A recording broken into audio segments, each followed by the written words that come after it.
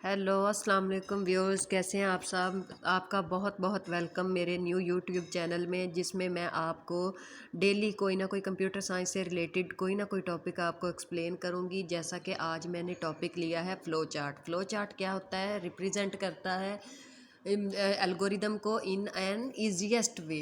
इसमें सैम्बल्स होते हैं, बेसिकली सैम्बल्स यूज़ होते हैं। सैम्बल्स को यूज़ करके हम एल्गोरिदम को रिप्रेजेंट करते हैं।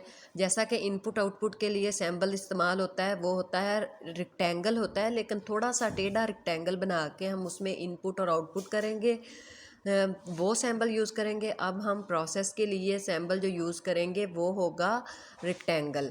रेक्टेंगल में जैसे फ़र्ज़ करें हमने दो नंबर को ऐड करना है। दो नंबर हमारे पास कोई भी दो वेरिएबल्स हैं ए और बी, और दोनों को हमने दोनों का सम फाइंड आउट करना है। तो हम रेक्टेंगल के अंदर लिखेंगे sum is equal to A plus B.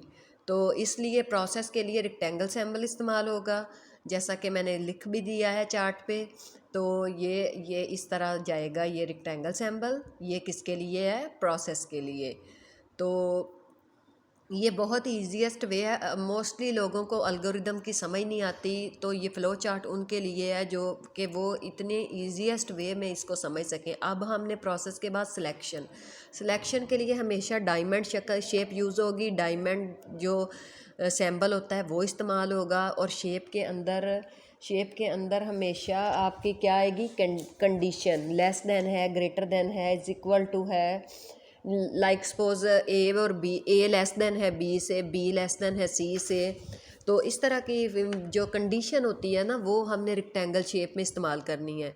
तो रेक्टेंगल जो है उसके लिए सैम्बल जो इस्तेमाल होगा वो डायमंड शेप का होगा। और डायमंड ये देखें, जैसे कि मैंने चार्ट पे ड्रॉ कर दिया है। आपके लिए इंतहाई ईजीएस्ट वे है। N greater than is equal to 50। अब ये एक क्या है? कंडीशन है। एन जो है वो ग्रेटर है 50 से। अब हमने स्टार्ट और एंड पॉइंट पे देखना है कि स्टार्ट और एंड में ओवल सैम्बल यूज़ होगा स्टार्टिंग के लिए और एंडिंग के लिए। और इसको रिप्रेजेंट हम ओवल शेप से करेंगे, और इससे प्रोसेस स्टार्ट भी होगा। हमारा जो फ्लो चार्ट है वो स्टार्ट भी सेम सैम्बल से होगा और एंड भी सेम सैम्बल से होगा।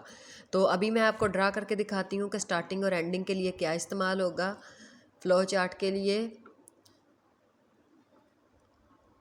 जी, ये राउंडेड रेक्टेंगल, मतलब साइडों से राउंड है। ये जो इसको ओवल कहते हैं। इस शेप में हम स्टार्ट और एंड को रिप्रेजेंट करेंगे, स्टार्टिंग और एंडिंग इंतहाई इजी वे से।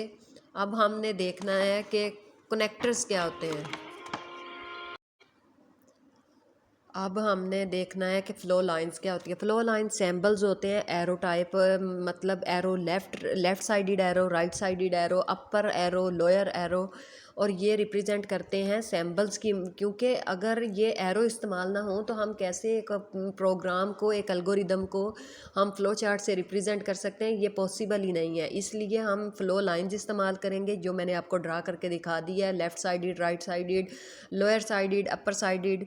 तो इससे बहुत ही इजी हो जाता है फ़्लो चार्ट। इसके बगैर इम्पॉसिबल है बनाना। और बाद में हमारे पास आता है कनेक्टर। कनेक्टर को हम रिप्रेजेंट करेंगे सर्कल से। कनेक्टर जो है उस सर्कल यूज़ करेंगे उसको रिप्रेजेंट करने के लिए। कनेक्टर जो है वो बहुत ही अहम रोल अदा करता है। ये इस्तेमाल होता है दो या दो से ज़्यादा सैम्बल्स को की डायरेक्शन को मूव ऑन करने के लिए टू वन डायरेक्शन। दो या दो से ज़्यादा सैम्बल्स की डायरेक्शन को एक सैम्बल अलग सैम्बल की तरफ मूव करने के लिए। Basically it is used when there are two or more arrows coming to a single arrows। Like ऐसे आपको समझ आ सकती है कि जब हम दो जब दो या दो से ज़्यादा फ़्लो सैम्बल्स डिफरेंट डायरेक्शन से आ रहे हों और उन्होंने एक ही डायरेक्शन में जाना हो, तो हम क्या यूज़ करेंगे? कनेक्टर।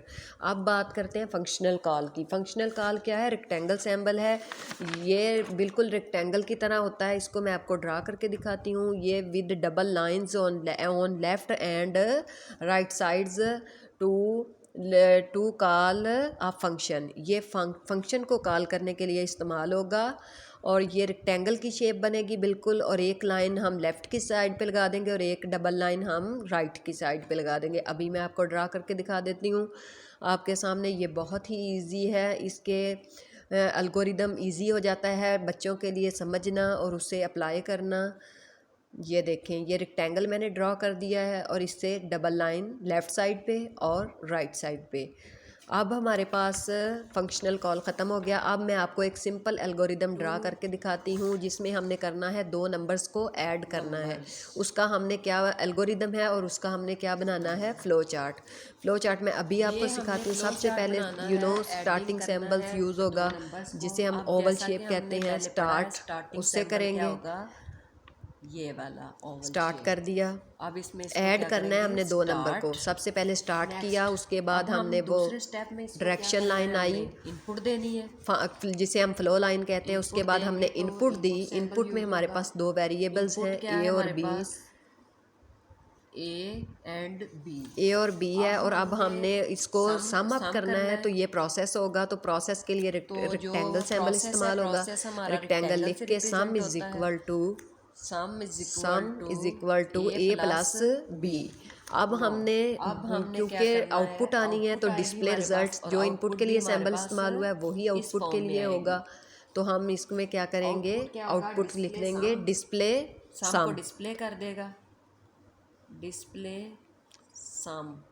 और नेक्स्ट हम इसको क्या कर देंगे, एंड और एंडिंग और स्टार्टिंग सैम्बल बिल्कुल एक जैसे सेम। आई होप आपको समझ आई होगी। ये बहुत ही मैंने आउट ऑफ द वे जाके समझाया है, इंतहाई इजी तरीके से। आप ये नोट कर लें, अगर ये नोट्स बना लें, नोट्स बना के अगर आप समझना चाहें तो वैसे समझ लें। बहुत ही इजी तरीका है, कोई भी टफ से टफ फ्लो चार्ट बन सकता है। बहुत शुक्रिया।